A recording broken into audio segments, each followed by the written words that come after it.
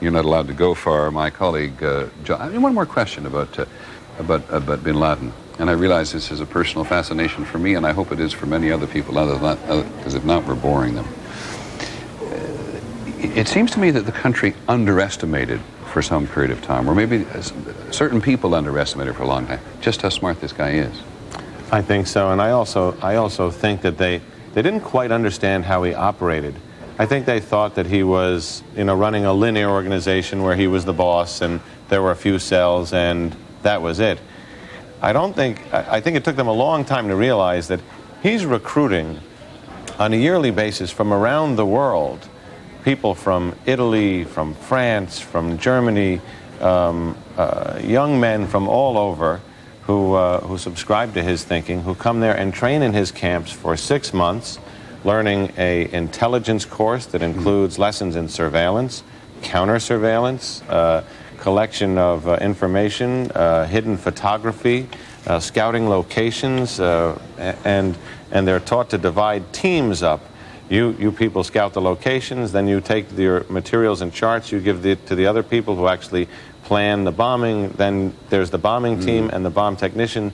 And of course, since he's not running an organization where it's just his team, but there's a new class coming in all the time, and when he's finished with the class, after they've been through the bomb tech and the intelligence course and everything, he sends them back to where they came from, essentially with the instructions, now you're trained.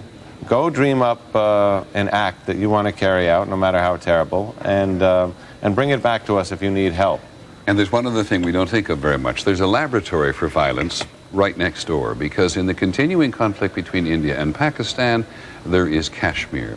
And there is a constant struggle in Kashmir in which the Taliban and operatives, it is said, of Osama Bin Laden have been participants for a long time. So they get to take their training and use it right away. And this, of course, is the great conflict of interest with the Pakistanis, in our view, because for a long time there's been the feeling that Pakistani intelligence has been funneling people to Bin Laden training camps to send them into Kashmir to represent Pakistan's interests. So there's so many layers in that end of the world. Thanks, John. I hope there's been a lot of contributions from so many thinkers, John included, on this subject this week. But surely we all have a much deeper appreciation today than we had before Tuesday of how complicated the world is. Do you remember, by the way, before Tuesday? Think about it for a second. Here's ABC's Charlie Gibson. It's June 2000, the beginning of summer. Elian Gonzalez is being returned to Cuba. President Clinton is meeting with Vladimir Putin. And two men, Mohammed Atta from Egypt and Marwan al-Shihi from the United Arab Emirates, have arrived in Venice, Florida, and want to be pilots. ABC correspondent John Miller. So you have two guys getting here more than a year ago, intending to become qualified to fly airline jets, commercial aircraft. They are apparently enthusiastic students. The first step is learning to fly Cessnas. Rudy Deckers owns Huffman Aviation. These two gentlemen's case, I can't call them gentlemen, in these two animals' cases, they apparently were pilots and good pilots because they conducted the training and did the training and passed their license. ABC correspondent Brian Ross. People there say they were there almost every day. Other students in training to become pilots say they had lots of money, they had cell phones, they were very busy, but they also kept to themselves. Later, they learned to fly jets and practiced their skills on simulators at an airport north of Miami. They said they were going to fly for a rich man. They acted like they were rich and arrogant. That rich man, authorities suspect, could well be the notorious terrorist Osama Bin Laden. Then, a year later. On or about August 25th, a reporter from the Middle East Broadcasting Company receives a tape of Bin Laden in the desert in Afghanistan talking about what could be coming. Bin Laden is asked, "Are you aware your supporters say a significant surprise is coming for the U.S.?" And he smiles and says, "Yes." September 9th, 2001, just 5 days ago, Atta returns a rental car to Pompano Beach, Florida. He's about to take a trip that will eventually get him to Boston. Early morning, September 11th. In airports around the country, people are getting ready to board what they expect will be routine flights. People like Tom Burnett, flight attendant Cece Lyles, and Mark Bingham. But according to authorities, several terrorists are getting ready as well. In Newark, suburban Washington, D.C., and at Boston's Logan Airport, where they arrive so late, there's trouble parking. Early that morning, there is a set to at the parking garage at the airport. 5 Arab men in a car and another man in a car have a dispute over a parking space. Later, a treasure trove of evidence would be found in that car, evidence of the horrendous crime about to unfold. They barely make that flight, and then they're off.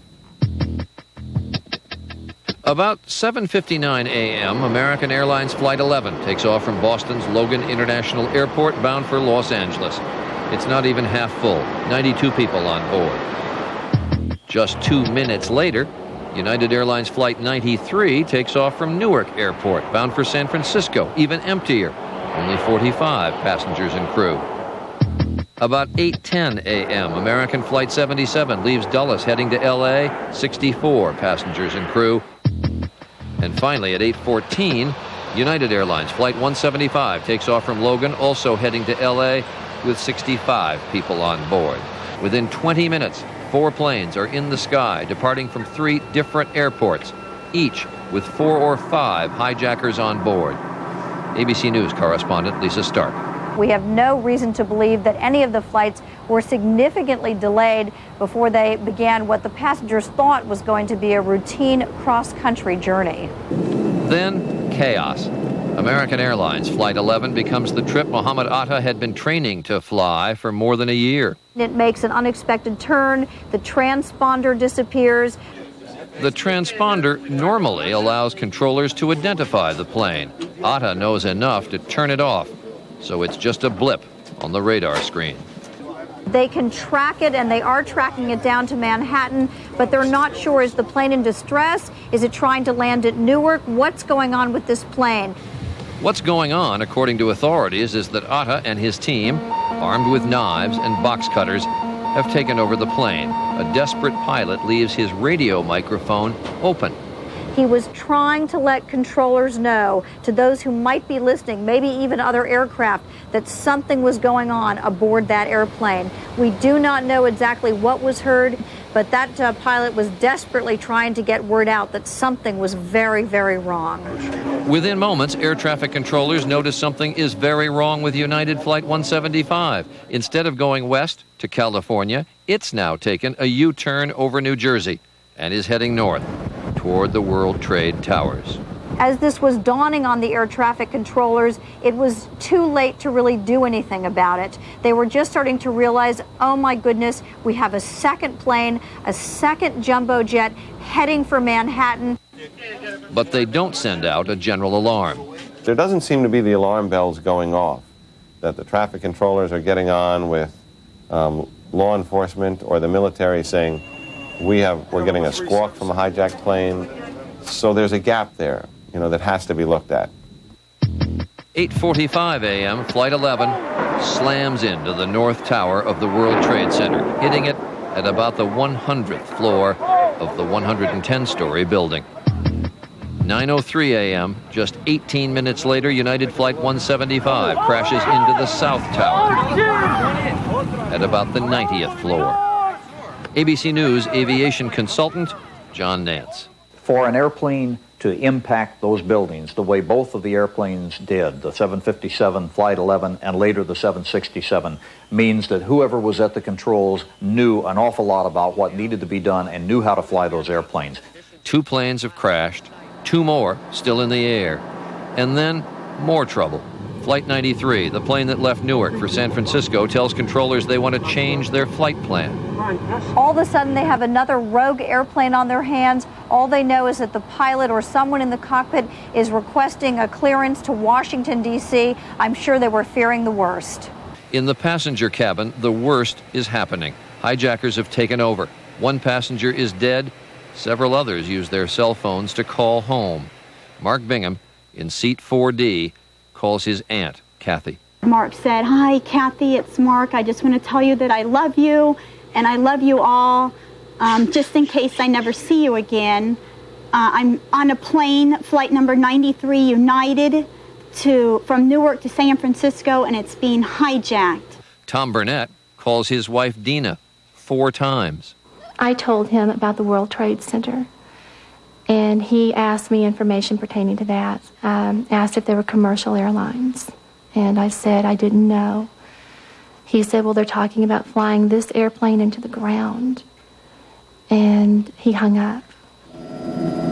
Meanwhile, in the Pentagon, it is all just an incredible event happening in New York. Charles Lewis.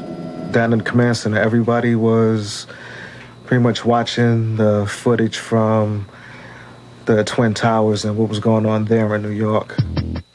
Minutes later, 9:40 a.m., the horror arrives at their doorstep. American Flight 77 slams into the Pentagon. For about 20, 30 seconds, everything was just dark. It was just pitch black.